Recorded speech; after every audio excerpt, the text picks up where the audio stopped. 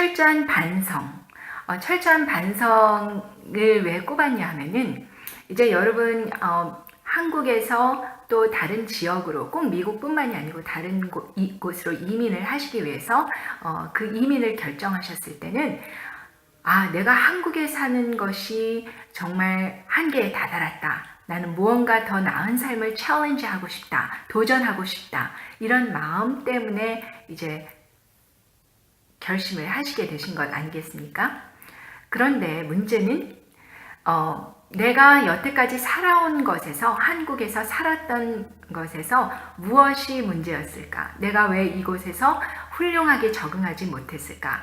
내가 이곳에서 정말 내 한계점이라고 생각했던 것은 무엇일까? 이런 것을 내 자신을 처음부터 돌아보고 미국에 오지 않는다면 정말 들뜬 마음으로 미국에 왔다가 이것저것 막 찝쩍찝쩍 하다가 그냥 종잣돈 날려버리고 그냥 후회만 가득하게 되고, 문제는 이 사람이 나한테 이렇게 서운하게 했다. 저 사람이 이렇게 서운하게 했다. 하물며 매장 직원이 이렇게 했다. 그러면서 남 탓을 하게 돼요. 어떤 분이 그러시더라고요. 미국에 처음 왔더니 돈을 많이 가지고 있을 때는 매장 그 직원이 자기가 영어를 못하는데도 yes sir, yes sir 그러면서 막 너무너무 잘 꾸며서 알아주더래요.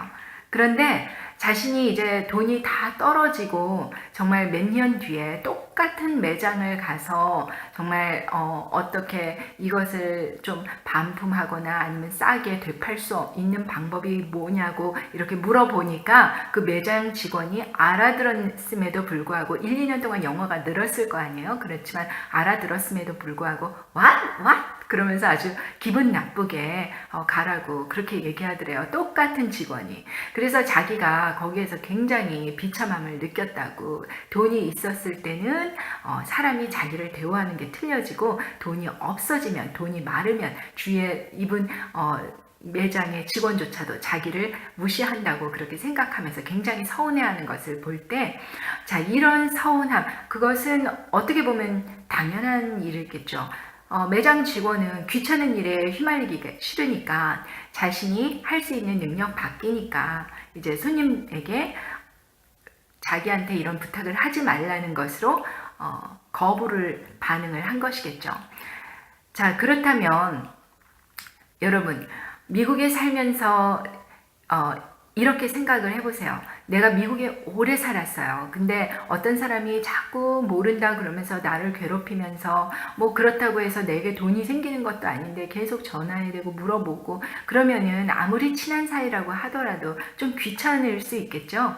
만약에 한국에 이렇게 계시고 있는데 어떤 동남아에서 오래 사신 분이 한국에 다시 오시겠다고 그래갖고 왔는데 굉장히 이것도 부탁하고 저것도 부탁하고 그러면서 막 그분 삶에 막 휘말리게 되면은 불편할 건 아니에요. 똑같습니다. 이곳에서도 그런 일들 때문에 많은 싸움들이 일어나고 같은 동족끼리 서로 처음에는 막 웃으면서 얼싸안고 울기도 하고 웃기도 하면서 잘 지내다가 시간이 지나가면은 정말 남보다 더 나쁘게 관계가 틀어지는 경우가 많이 있거든요. 그래서 제 얘기를 한번 하겠습니다. 저는 미국에 처음에 올 때 정말 금유하냐듯이 막 이렇게 자랑스럽게 온 게 아니고 대학에 떨어졌기 때문에 부모님께서 너는 미국 가서 공부해라 하고서는 미국에 이민 비자가 나왔으니까 너는 미국 가라. 그리고 사실은 좀 등을 떠밀려서 간 것이나 마찬가지인 셈이 됐는데요. 제가 만약에 한국에서 대학에 성공을 했다면 아마 미국에 이민 온 일은 없었을 겁니다. 그런데 불행인지 다행인지 대학을 떨어졌어요. 제가 정말 열심히 공부했거든요. 새벽 2시까지 공부하고 5시에 일어나서 열심히 공부하고, 그런데 결론적으로 말하자면 떨어졌기 때문에 미국을 왔는데 저는 그때 어떤 생각을 했냐 하면은 나는 더 이상 추락할 곳이 없다. 나는 미국에 그냥 내 혼자 힘으로 부모님 의존 안 하고 그냥 내 혼자 힘으로 일어나 보겠다. 이렇게 결심을 했습니다. 그래서 미국에서 이제 한국에서 공항에서 부모님께서 배웅을 나와 주셨을 때 저에게 봉투를 주셨는데 그 봉투에 돈이 얼마 있는지는 몰랐지만 아무튼 돈을 안 갖고 가겠다고 말씀드렸어요. 그랬더니 부모님이 한사코 공항에서 햄버거라도 사 먹으라고 100불을 쥐어주셨고 그 100불이 저의 이민 종잣돈이 됐습니다. 그래서 미국에 이민을 올 때 여권 그리고 그 사이에 100불 이렇게 껴갖고 호주머니에 넣고 왔어요. 근데 그것도 5만이라고 지금 생각하면 참 어이가 없죠. 제가 세상 물정을 모르고 또 100불이 얼마나 큰 돈인지 가치를 몰랐고 또 저는 100불이 무슨 한 학비라도 낼 정도의 돈인 줄 알고 굉장히 그거를 깨지 않고 막 6개월 동안 그렇게 버텼던 기억이 나는데요. 그 미국에 오니까 뭐 친척들 집을 전전하면서 이제 여기에서 몇 달 저기에서 몇 달 그러는데 19살에 관연한 그 딸내미를 누가 받아들이겠어요. 다 이제 좀 거부하는 그런 분위기였는데 아무튼 잘 적응을 하려고 노력했습니다. 그리고 이제 딱 미국에 오자마자 한 일주일 또 안 돼서 세탁소에 일을 나가자고 그러세요. 그래서 이제 새벽에 세탁소에 일을 나가고 저녁까지 일을 하고 이제 밤늦게 집에 돌아오고 또 저는 저 나름대로 영어를 배운다고 이렇게 좋아하고 있었는데 어떤 미국 손님이 한 분이 그러세요. 저에게 너는 미국에 왜 왔느냐? 그래서 제가 공부하러 왔습니다. 근데 그럼 공부는 언제 시작할 거냐고 저한테 그렇게 물어봐요. 그 미국인 신사가.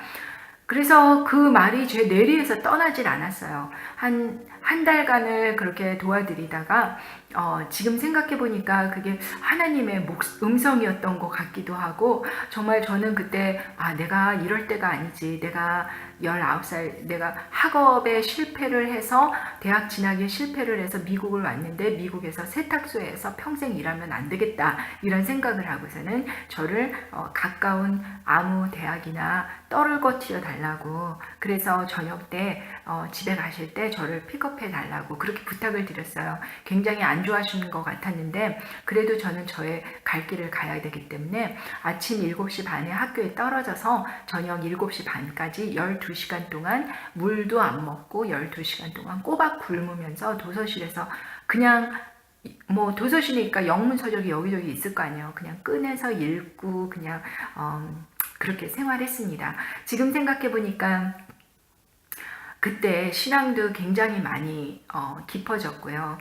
제가 꼭 성공해야겠다는 이 학교 졸업을 꼭 해야겠다는 그런 각오도 다지게 됐고요. 그러다 보니까 주위에서 이제 미국인 친구들이 생기면서 저에게 공부를 장학금을 신청할 수 있는 방법 그리고 또 정부의 그랜트를 받을 수 있는 대학교 학생들을 위한 그런 그랜트를 받을 수 있는 방법 또 학교 내에서 일자리를 구할 수 있는 그런 기회 이런 것들을 아름아름 해서 제가 그 모든 혜택을 찾아서 얻게 되어서 부모님께 한 푼의 그 학자금 도움도 받지 않고 오히려 돈을 벌면서 학교를 다녔던 그런 기억이 있습니다. 그래서 한국을 방문할 때는 비행기표도 제가 마련을 해서 한국을 방문했고요. 또 그리고 또 매년마다 부모님을 찾아뵐 때 1년에 한 번 혹은 2번 이렇게 찾아뵐 때 꼭 빈손으로 가지 않고 그 면세점에 들려서 고급 양주, 아빠를 위해선 고급 양주, 어머니를 위해선 항상 뭐 프랑스제 화장품 이런 것을 제 용돈을 다 털어서 부모님께 갖다 드렸던 기억이 납니다. 반성과 독립심 이것을 항상 아이들한테 얘기를 해줘요. 너가 누구한테 의존하지 말고 누구한테 의존하는 순간 그것은 다 빚이다. 그러니까 너가 스스로 길을 개척해 나가라. 엄마가 정말 필요할 때는 도와주지만 엄마 도움 없이 너가 스스로 일어날 수 있는 거가 필요하다. 항상 그렇게 말을 해주면서 아기였었을 때부터 그렇게 키웠기 때문에 아이들 둘 다 좀 독립심을 강조하면서 키웠고 또 어떤 일이 나쁜 일이 있었을 때 아이들이 막 서로 비난하면서 싸우고 그러면은 항상 합의점을 찾을 때 내가 잘못한 것, 남은 컨트롤할 수 없다. 남의 마음과 남의 생각과 그리고 남의 행동은 컨트롤할 수 없다. 너가 컨트롤할 수 있는 것은 오직 너 자신 그리고 너의 마음과 생각뿐이다. 그러니까 다른 사람들을 움직이려고 하지 말고 너의 마음 한 가지를 움직여서 너가 너를 위해서 일하게 하라. 그렇게 항상 얘기를 해주죠. 이게 사실은 쉽지는 않습니다.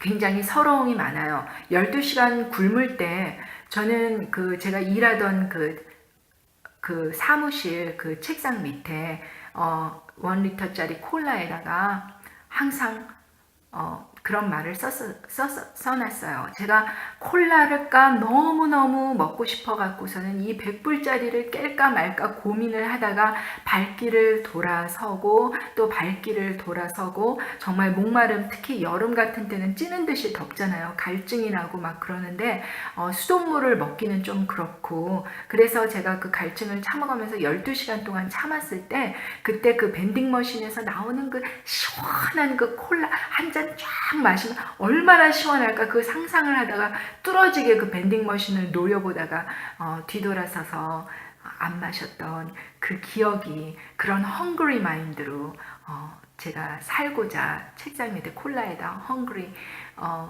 thirsty mind 이런 문구를 붙여서 제가 나태해지지 않기 위해서 항상 반성을 하고 살았던 기억이 있습니다.